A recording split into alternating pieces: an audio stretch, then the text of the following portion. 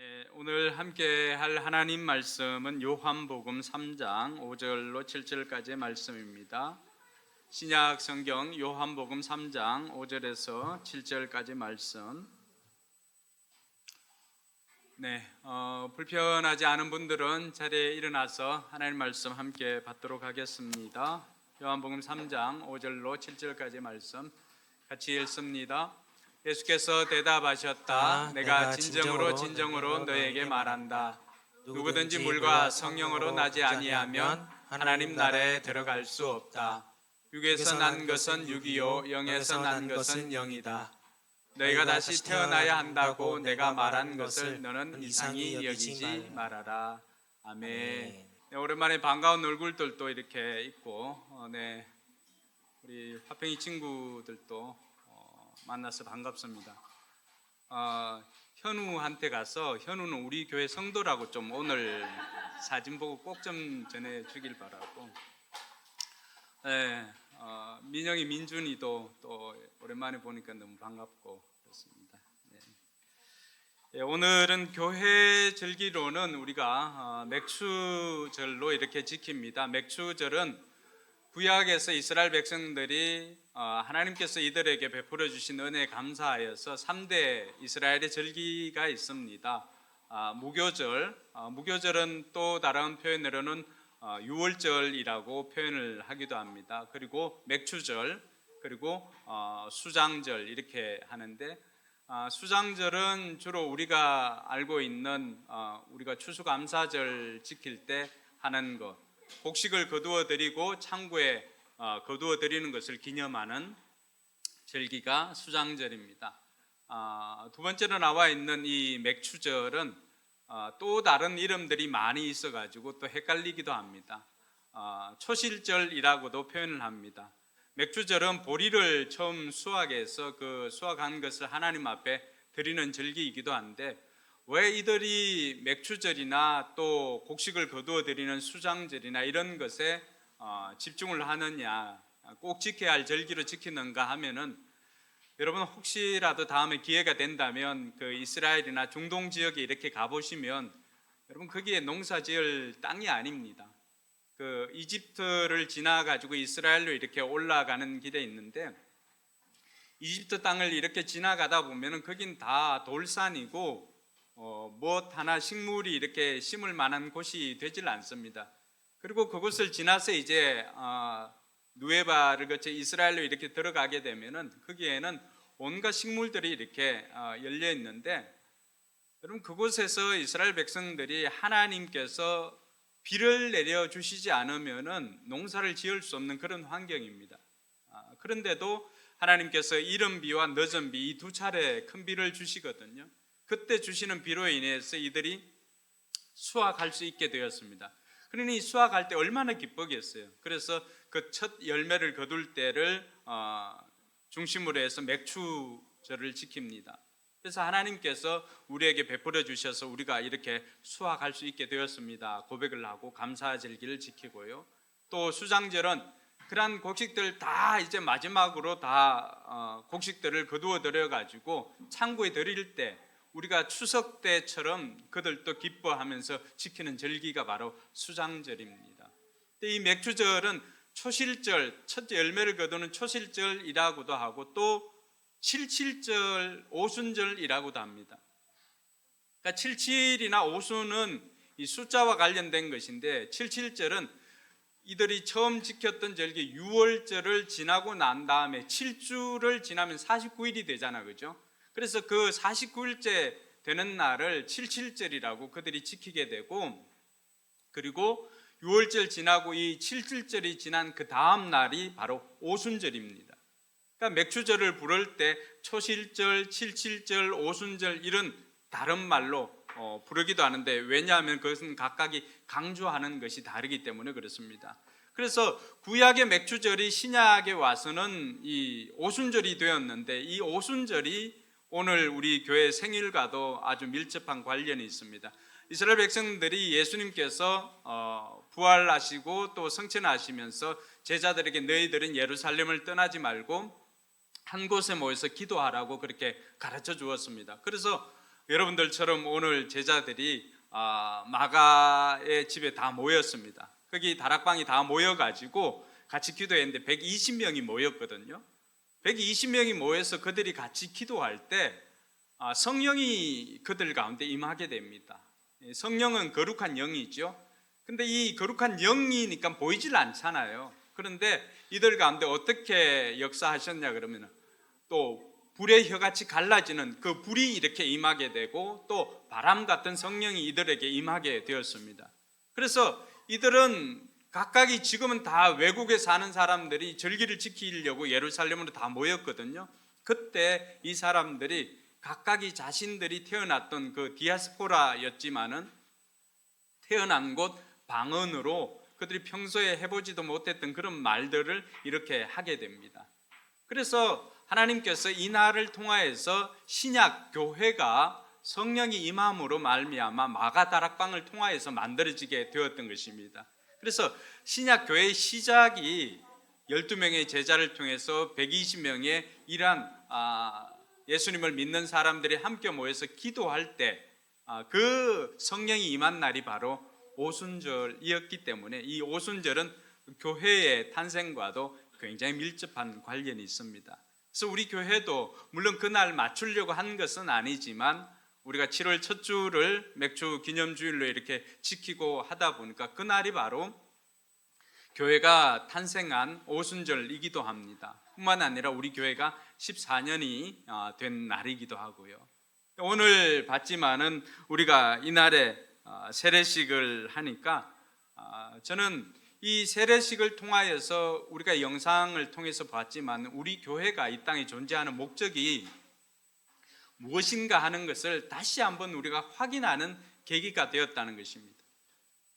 교회가 무엇을 위해 존재하는 것인가 그 존재 목적을 모르면은 늘 다른 것으로 인해서 싸우게 됩니다. 그래서 어떤 경우는 건물을 크게 만들고 또 이런 것에 하다 보니까 사람들이 본질이 아닌 것을 가지고 자꾸만 추구하게 되면은 다툼이 일게 마련입니다. 근데 하나님께서 처음부터 우리 교회는 하나님께서 주시는 그 소원에 집중하다 보니까 오늘 또 이렇게 예수를 믿고 세례받는 또 한 생명이 태어나는 이러한 일들을 우리에게 보여주셨던 것입니다. 이것이 바로 우리의 존재 목적입니다. 그래서 믿지 않는 사람들을 예수님 믿게 해서 세례를 주고 또 그들이 하나님의 자녀가 되고 이제는 그 자녀들이 예수님과 예수님의 순종과 섬김을 통하여서 그리스도의 제자로 세워지는 것까지 그것이 우리 교회가 이 지상에서 이루어야 할 사명이다라고 하는 것을 다시 한번 확인하는 계기가 되어서 너무나 기쁩니다. 오늘 여러분들과 함께 나눌 말씀은 니고데모라고 하는 유대 관원이 예수님을 찾아오는 이야기입니다. 그러니까 니고데모라고 하는 이 사람이 예수님을 찾아왔는데 이들의 대화를 보면은 오늘 저와 여러분들이 꼭 들어야 할 그런 메시지이기 때문에 이 말씀을 여러분들과 함께 나누고자 합니다. 먼저 1절에 보니까 이 니고데모라고 하는 사람, 예수님을 찾아온 니고데모가 어떤 사람인가를 소개하고 있는데 1절에 이렇게 되어 있습니다. 바리새파 사람 가운데 니고데모라 하는 사람이 있었다. 그는 유대 사람의 한 지도자였다. 이렇게 소개를 하고 있습니다. 여러분 신약 성경을 이렇게 읽다 보면 바리새인들이 굉장히 많이 등장을 합니다. 예수님과 갈등을 일으키는 사람이기도 한데 이 바리새인들은 어떻게 보면은 십계명, 이스라엘 백성들이 하나님으로부터 받았던 십계명, 이 십계명을 문자 그대로 지키고자 하는 사람들, 이 십계명을 그대로 지키는 것을 일생의 목표로 삼은 사람들이 바로 바리새인들입니다. 그러니까 이들에게는 모세오경이나 또 조상들을 통해서 내려왔던 이 구전의 전통들이 굉장히 중요한 것이 되었습니다. 그래서 그러한 것들을 정리해서 만들어 둔 책이 미시나입니다. 미시나. 그러니까 미시나가 뭐냐 하면은 십계명이 헌법이라고 한다면 미시나는 그 헌법에 대한 시행령과도 같은 것이 미시나입니다. 그런데 이 미시나로도 커버가 안 되는 게 있습니다. 여러분 안식일을 지키라고 했는데 그럼 어떻게 하는 것이 안식일을 지키는 것인가? 안식일에 일을 해야 되는데 그 그럼 어떤 것이 일을 하게 되는가? 실제로 여러분 유대인들은 안식일이 되면은 금요일 저녁부터 토요일 오후까지거든요. 그럼 안식일이 딱 되면 이 사람들은 불을 이렇게 스위치 켜는 것도 할 수가 없습니다. 왜 그럴까요? 그것도 일이기 때문에 그렇습니다. 그리고 실제로 이스라엘 가보면은 엘리베이터가 두 대가 이렇게 있습니다. 엘리베이터가 두 대가 있는데 한 대는 계속 뭐 오르락 내리락 이렇게 누르게 되는데 옆에는 보면 사베스라고 이렇게 사베스가 그 히브리어로 그 안식일이거든요. 그 안식을 나타내는 그 엘리베이터가 있습니다. 이 안식일 엘리베이터는 사베스 엘리베이터는 타면은 어떻게 될까요? 누르지도 않아도 됩니다. 안 눌러도 매 층층마다 서고 열렸다가 닫혔다 합니다. 왜 그럴까요? 버튼 누르는 것도 일이라고 규정하기 때문에 그렇습니다. 그만큼 철저하게 지키려고 했던 것입니다. 그런데 이 미시나를 가지고도 이게 커버가 안 됩니다.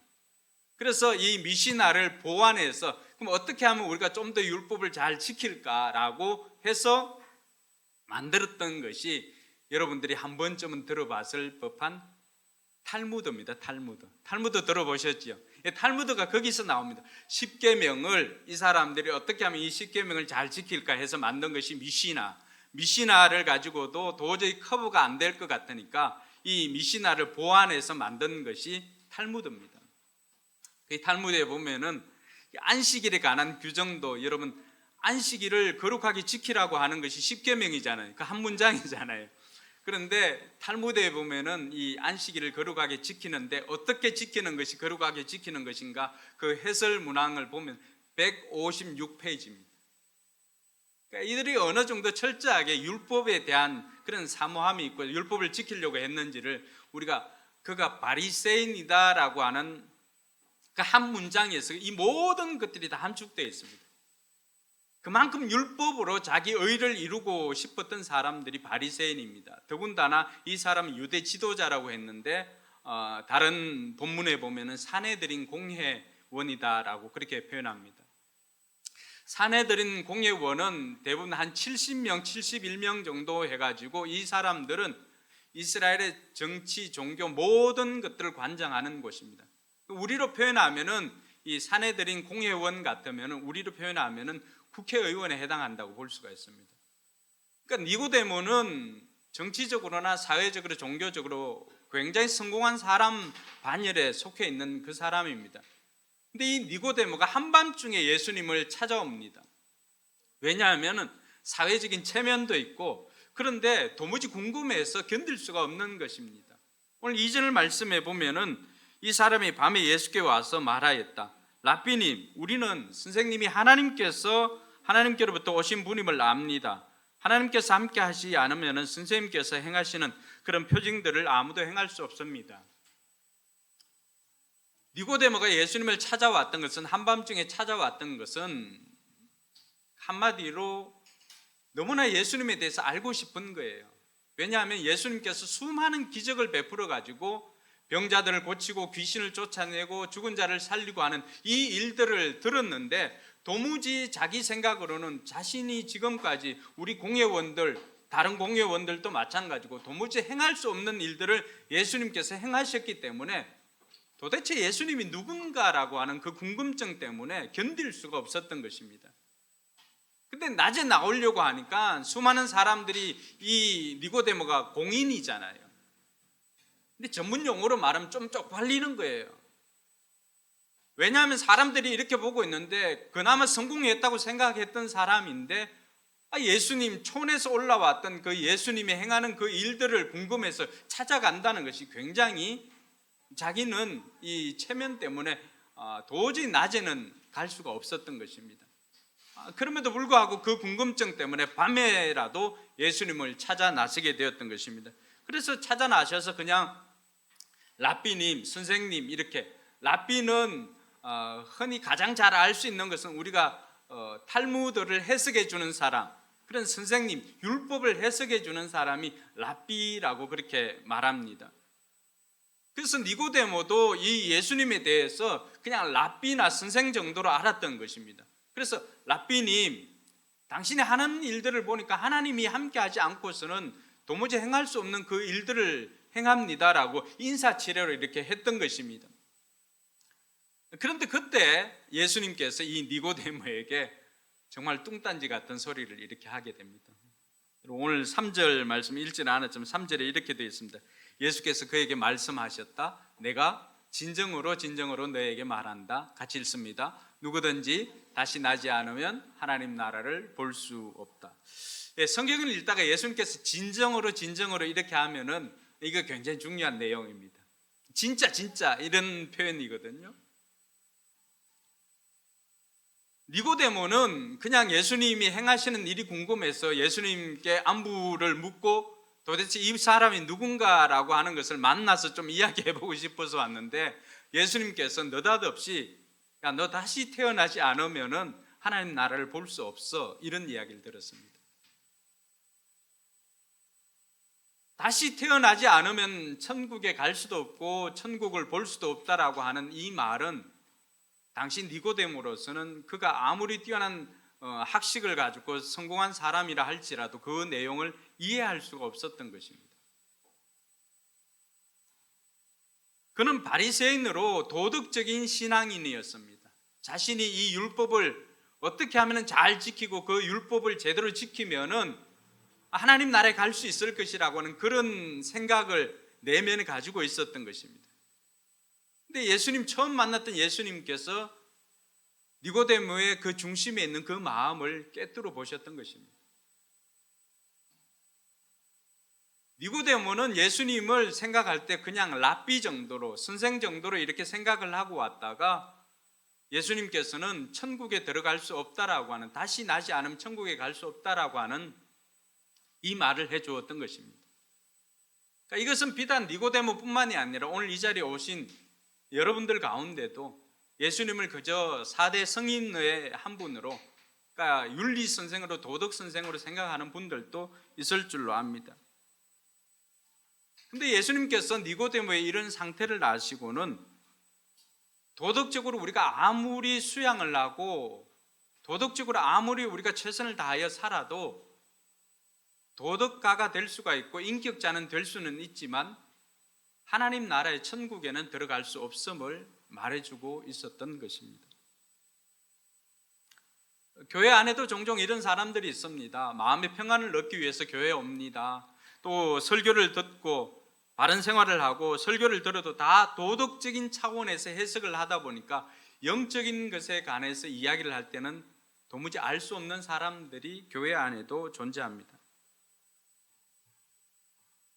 여러분, 우리가 믿고 있는 하나님에 대해서 우리가 생각을 다, 하나님을 우리가 다 이해를 한다고 하면은 그분은 정말 내추럴한 분 아니에요? 하나님이 여러분 생각, 여러분 수준 같으면은 세계 4대 성인과 무엇이 다를까요? 그렇지만 하나님께서는 슈퍼내추럴한 분입니다. 초자연적인 분입니다. 우리가 그것을 종종 망각을 합니다.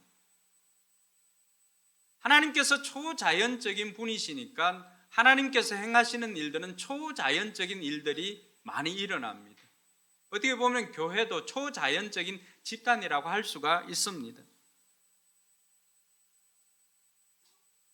그래서 예수님께서 오늘 니고데모를 향하여서 다시 태어나지 않으면 그런 하나님 나라를 경험할 수 없다라고 하는 이야기를 해주자 니고데모가 무슨 말을 합니까? 4절에 보니까 니고데모가 예수께 말하였다. 아니, 사람이 늙었는데 그가 어떻게 태어날 수 있겠습니까? 어머니 뱃속에 다시 들어갔다가 다시 태어날 수 없지 않습니까? 라고 이야기를 합니다. 니고데모 수준에는 뭐예요? 슈퍼내추럴한 분을 그냥 내추럴하게 이해를 한 거죠. 니고데모 입장에서는 지금 자기가 쓸 수 있는 모든 지식들을 다 동원해 가지고 쓴 거예요. 아니, 나이가 들었는데 다시 나야 된다고 하니까, 다시 태어나야 된다고 하니까 자기 생각으로는 그러면은 내가 나이 들었는데 늙었는데 그럼 엄마 뱃속에 다시 들어갔다 나와야 됩니까? 겨우 자기 수준에서 이해하는 정도로만 이야기를 했던 것입니다. 이해를 못한 거죠. 우리도 다시 태어나야 한다라고 하는 이야기를 들으면 니고데모처럼 순간적으로 아니, 어떻게 가능하냐? 내가 엄마 뱃속에 다시 들어갔다 나와야 되냐? 아니, 서린이도 이렇게 했는데 서린이도 다시 엄마 뱃속에 들어갔다 나와야 될까요? 그렇지 않잖아요. 그때 예수님께서 이 다시 태어나야 된다라고 하는 말씀을 해석을 해주십니다. 5절에 보니까 5절과 6절, 7절 우리가 읽었던 말씀이죠. 예수께서 대답하셨다. 또 여기도 진정으로 그러니까 이건 중요하다는 말입니다. 진정으로 너에게 말한다. 같이 읽습니다. 누구든지 물과 성령으로 나지 아니하면 하나님 나라에 들어갈 수 없다. 네. 물과 성령으로 나는 것이 다시 태어날 수 있는 방법인 것을 가르쳐 주고 있는 것입니다. 여러분, 물과 성령으로 다시 태어나야만이 하나님 나라에 들어갈 수 있다라고 했습니다. 그러니까 왜 예수님께서 지금 두 번이나 진정으로 다시 태어나지 않으면 하나님 나라에 갈 수 없다, 진정으로 너에게 말한다, 물과 성령으로 다시 태어나지 않으면 천국에 들어갈 수 없다라고, 하나님 나라에 들어갈 수 없다라고 이야기를 하는데, 여러분 왜 이렇게 다시 태어나야 할까요? 단순히 우리가 천국 가는 것만 위에서 다시 태어나야 할까요? 우리가 여기에 있지만은 다들 태어나서 지금까지 자라오면서 여러분들 마음속에 또 이런 로망이라고 하는 게 있을 것입니다. 다들 멋지게 살고 싶은 생각들이 다 있지 않습니까?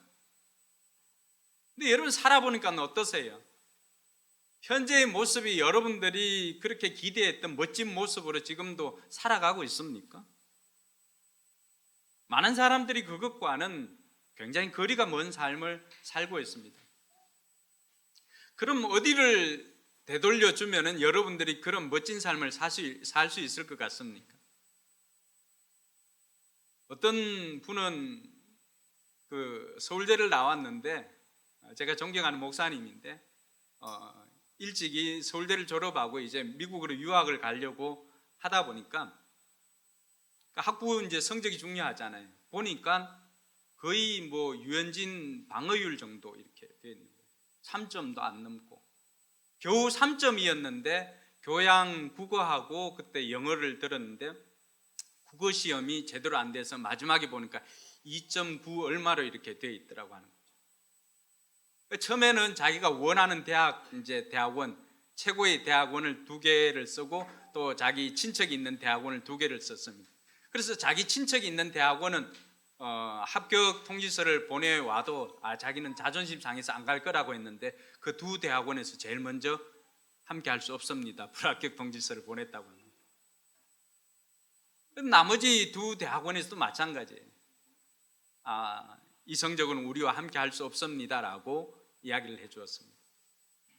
그런데 이 목사님은 어디로 돌아가고 싶을까요?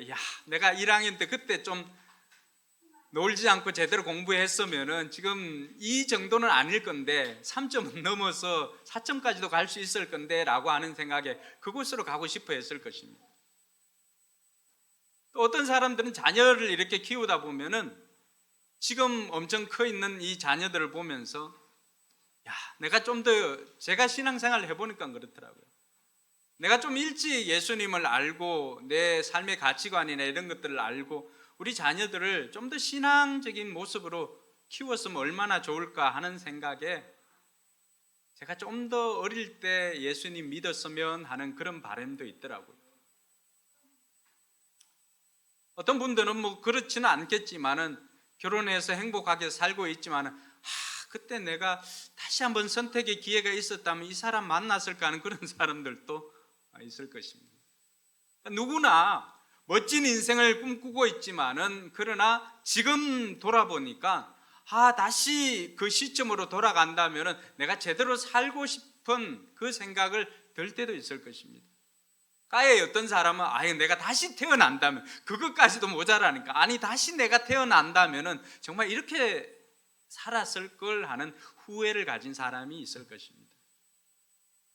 근데 이 다시 태어날 수 있는 것이 교회는, 성경은 있다고 우리에게 가르쳐 주고 있습니다. 그러니 다시 태어난다라고 하는 것은 우리에게 있어서는 어떻습니까? 새로운 출발을 시작하는 기회가 되기 때문에 다시 태어나는 것이 그만큼 중요한 것입니다. 그래서 육적으로 여러분 창조주 하나님께서 저와 여러분들을 창조하셨기 때문에 우리가 육적으로 태어났다라고 한다면은 태어났습니다. 그러니까 두 번째 다시 태어나는 것은 하나님께서 예수님을 통해서 저와 여러분들의 모든 죄를 속량해 주시고 구원해 주셨기 때문에 우리가 두 번째로 영적으로 다시 태어날 수가 있게 되는 것입니다. 그래서 이때 다시 태어나다라고 하는 것은 위로부터 태어나는 것이고 하나님으로부터 태어나는 것이고 새롭게 태어나는 것임을 그 헬라 원어를 보면은 그렇게 이해를 할 수가 있습니다. 다시 태어나야 되는 이유가 뭐냐 그러면 새롭게 출발할 기회를 얻기 때문입니다.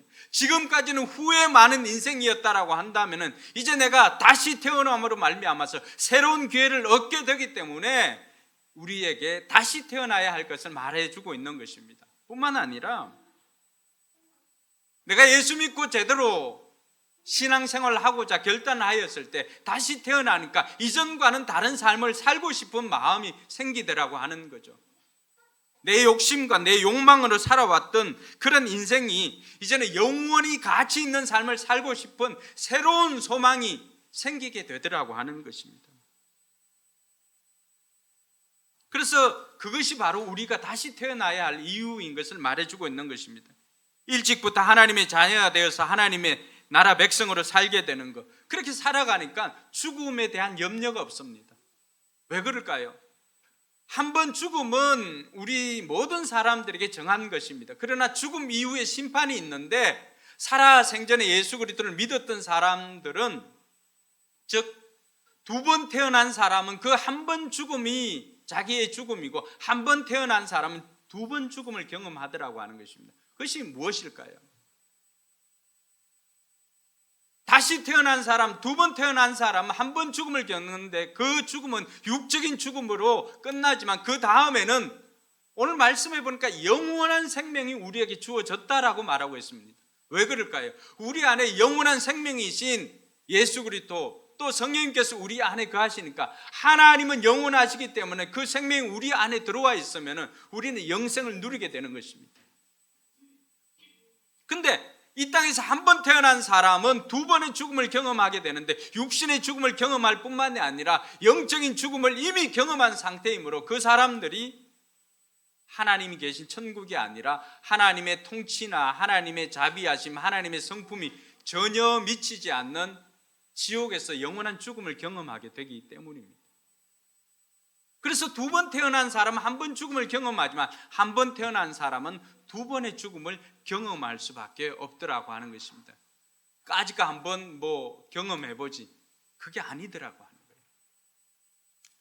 여러분, 지금까지 살아오면서 천국에 대한 개념은 마치 죽어서 갈 수 있는 곳으로 생각하는 사람들이 많이 있습니다.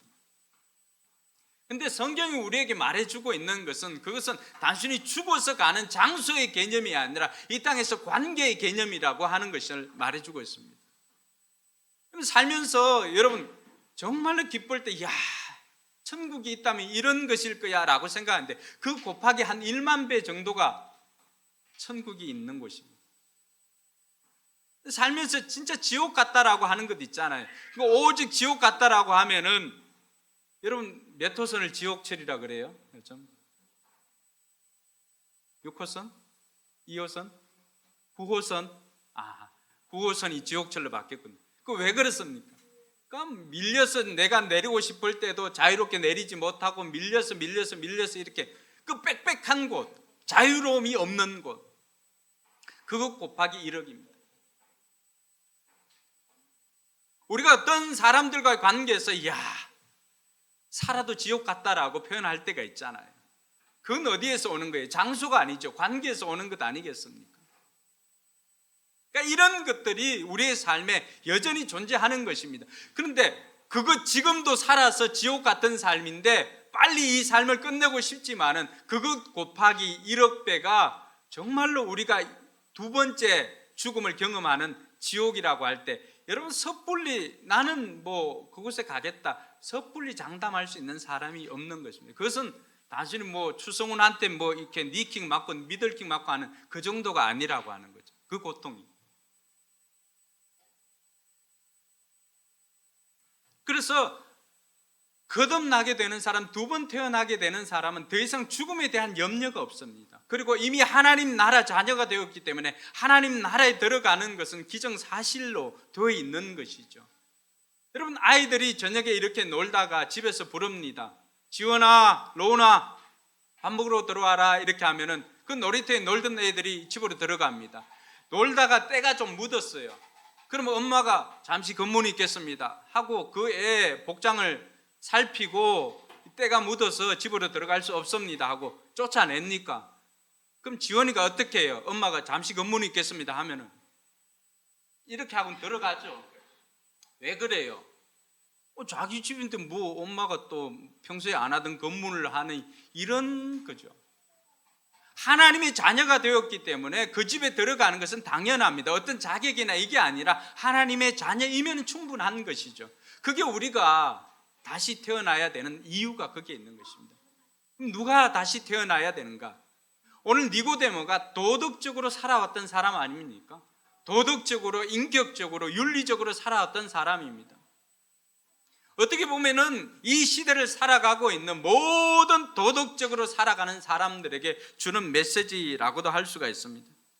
사회적으로도 지식적으로도 성공한 사람입니다. 그런데 그런 성공을 가지고도 이 사람이 그동안 율법을 지키면서 인격적인 수양을 했음에도 불구하고 예수님께서 그 사람을 봤을 때는 뭐예요? 함량 미달인 거죠. 그걸로는 하나님 나라에 들어갈 수가 없다라고 하는 것입니다.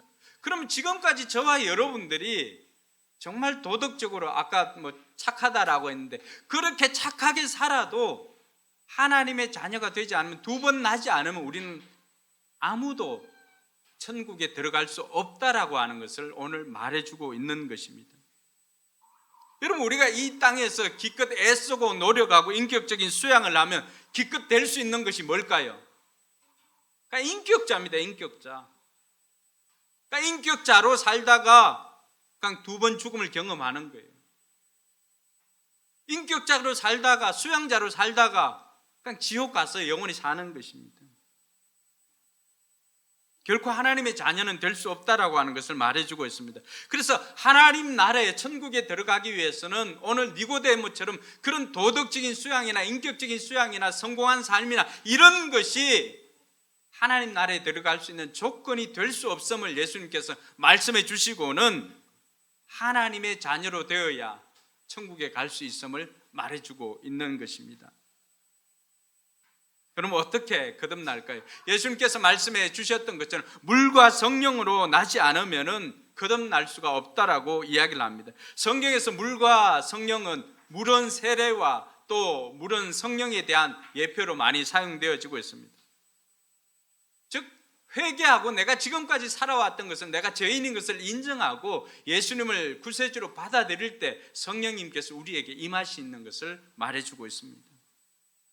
그래서 회개는 내가 하나님께 나아가기 위한 우리가 하는 것이라고 한다면, 다시 태어나게 하는 것은 하나님이 우리 안에 들어오셔서 행하시는 것이 다시 태어나게 하는 것입니다.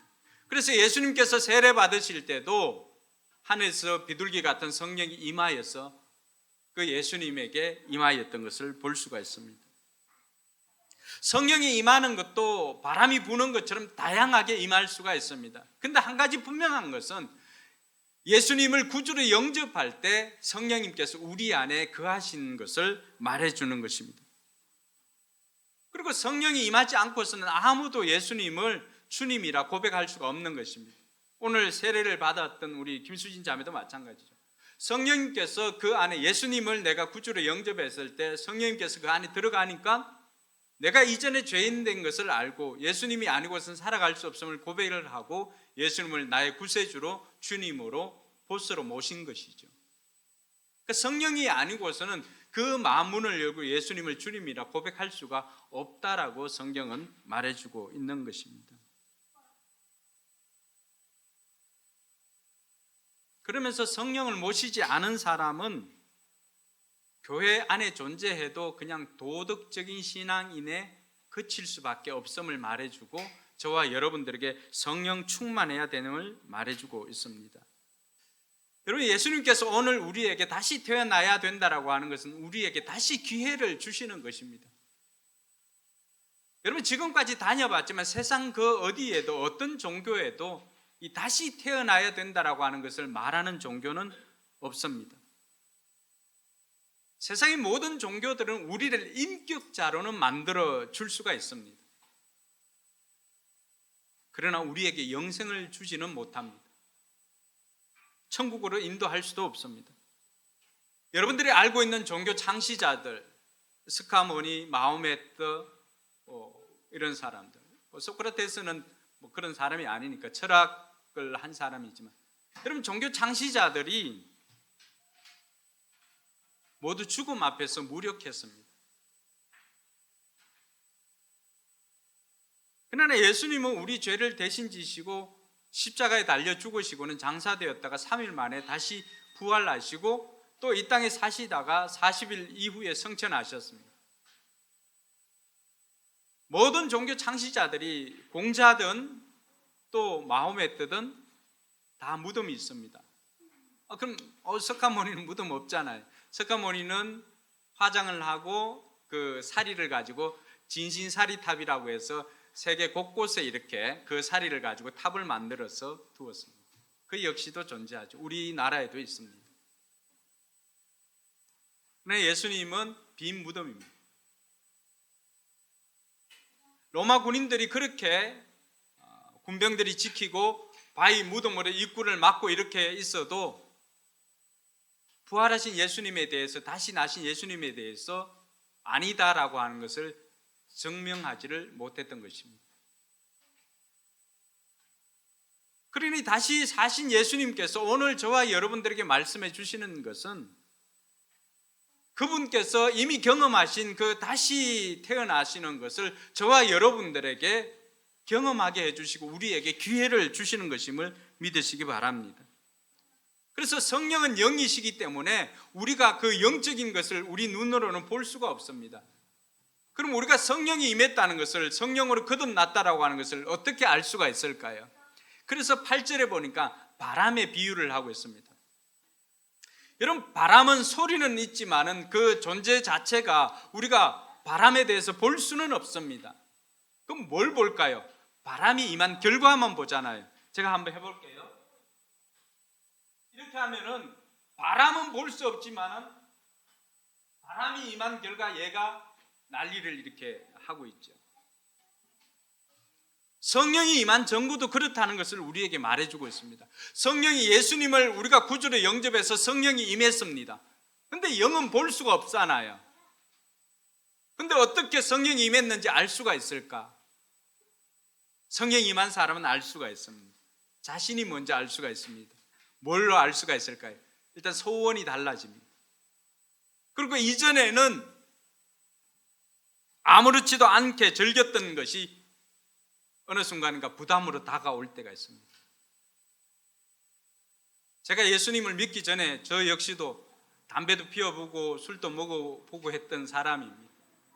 그런데 예수님을 구주로 영접하고 나니까 그렇게 맛있게 마셨던 술이나 또 담배나 이런 것들이 전혀 입에 들어가질 않습니다. 그리고 새로운 소원이 생기게 되었습니다.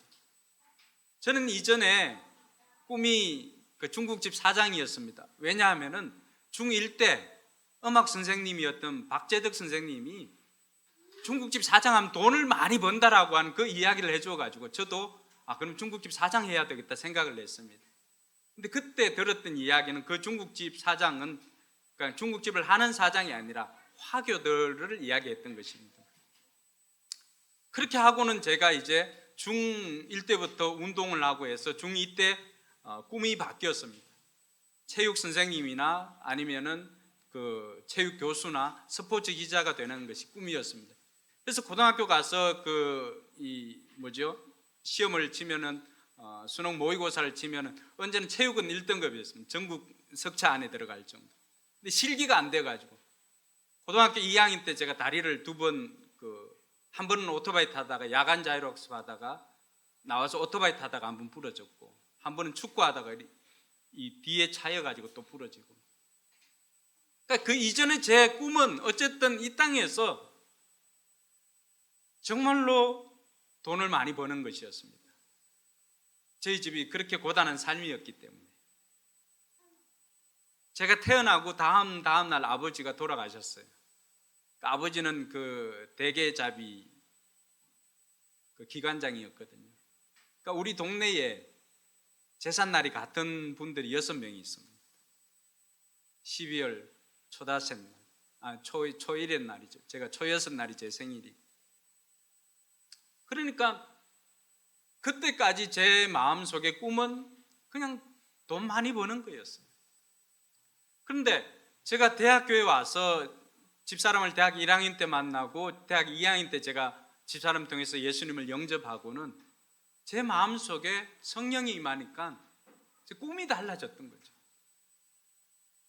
돈 많은 사람이 아니라 어떻게 하면은 내게 생명을 주었던 이 예수님을 좀 전하고, 그때부터 저는 신실하고 실력이 있는 그리스도인을 만드는 것이 제 꿈이었습니다. 근데 그 꿈을 다 이룰 수는 없었어요. 그래서 제가 치과 개공사를 했는데 치과 개공소도 하고 개업을 해가지고 한 10여 년, 7, 8년은 했던 것 같아요. 근데 어느 날 더 이상 미루어서는 안 되겠다 생각하고는 제가 모든 것들을 다 그만두고 신학교로 가게 됩니다. 아이 둘 낳고 난 다음이었죠. 늦게 시작을 했죠. 그때부터 시작해서 지금까지도 하나님께서 그 꿈에 대한 소원은 달라짐이 없습니다. 이 땅 가운데 신실하고 실력 있는 그리스도인들을 만들어서 세상을 변화시키는 그런 사람을 세워야 되겠다라고 하는 것이 하나님께서 제게 주신 소원이었습니다. 그러니까 돈과는 좀 멀리 살았지요. 그러나 그 삶이 너무나 행복했습니다. 누구에게라도 성령이 임하게 되면 그 마음에 소원하는 것들이 달라집니다. 그리고 육적인 삶을 살 때나 영적인 삶을 살 때나 외모로 보면 크게 달라지는 것은 없습니다. 저는 외모까지도 달라졌습니다. 왜냐하면 집사람과 이렇게 대학교 때 데이트를 하면 그 미녀와 야수라고 이렇게 불렀는데 제가 지금은 야수처럼 안 생겼잖아, 그죠? 함지연 인정 안 하나? 팔 풀고.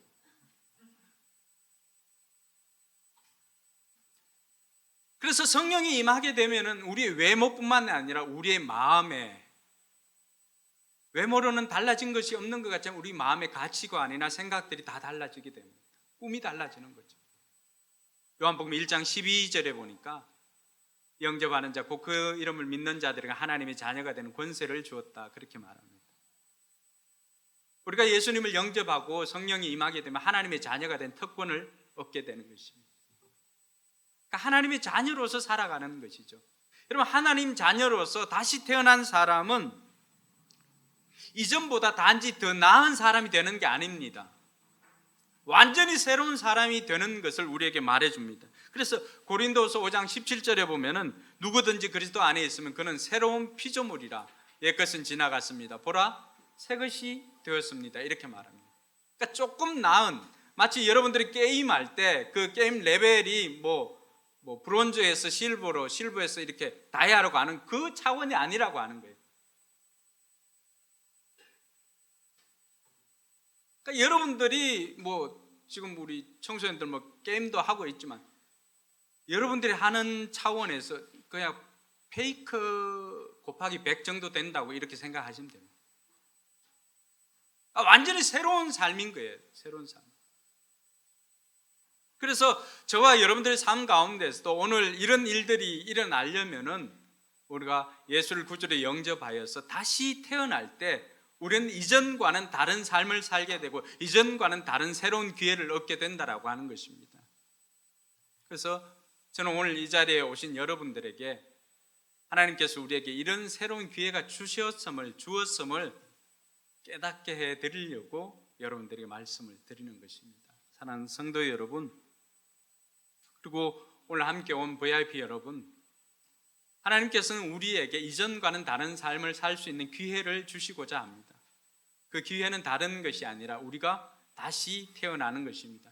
그 다시 태어나면 육적인 태어남이 아니라 영적으로 다시 태어나는 것인데, 예수님께서 가르쳐 주시는 방법은 우리의 죄를 회개하고 그 거룩한 영이신 성령님을 내 마음속에 모실 때, 예수님을 영접할 때 그리스도의 영이신 성령님께서 우리 안에 들어와서 우리 안에 거하신다라고 말하고 있습니다. 이렇게 새로운 피조물이 새로운 생명이 되었다고 해도 거듭난 생명이 되었다고 해서 처음부터 하루아침에 달라지는 것 아닙니다. 많은 사람이 실망하는 이유가 뭘까요? 예수 믿으면 그 다음날 바로 예수님처럼 되는 걸로 착각하고 있습니다. 절대 그렇지 않습니다. 훈련을 거쳐야 합니다. 여러분, 아무리 천재적인 음악가라 할지라도 그 사람이 연습하지 않고서는 오늘 그 곡을 연주할 수 없듯이 마찬가지입니다. 우리가 새로 태어나서 예수님의 자녀로, 하나님의 자녀로 새로 태어났다고 해도 우리가 훈련과 연습을 거치지 않으면 예수님처럼 살아갈 수가 없는 것입니다. 그래서 매주마다 신앙생활이, 교회 생활이 필요한 이유가 그것입니다. 우리는 매주의 삶을 통해서 우리 일상 가운데서 주일날 들었던 말씀을 가지고 일상 가운데서 한번 살아보는 것입니다. 그것이 연습이고 훈련인 것입니다. 그렇게 살다가 예수님의 순종하는 모습이, 예수님의 섬기는 모습이 우리 삶을 통해서 나타나면 어느 순간인가 시간이 지나고 나면은 여러분들을 보는 주변의 사람들이 여러분을 통해서 예수님의 얼굴을 보게 될 것입니다. 예수님의 삶을 보게 될 것입니다. 사랑하는 성도 여러분, 우리 모두가 다시 태어나서 이러한 하나님의 자녀로서의 권세를 누릴 뿐만 아니라 새로운 가치관으로 새롭게 출발하는 저와 여러분들이 되기를 주님의 이름으로 축원합니다. 다시 태어나기를 원하는 분들은 오늘 기도로서도 제가 돕겠지만은 앞으로 교회를 나오시면은 제가 꾸준하게 여러분들을 또 도와드릴 수가 있습니다. 기도하겠습니다.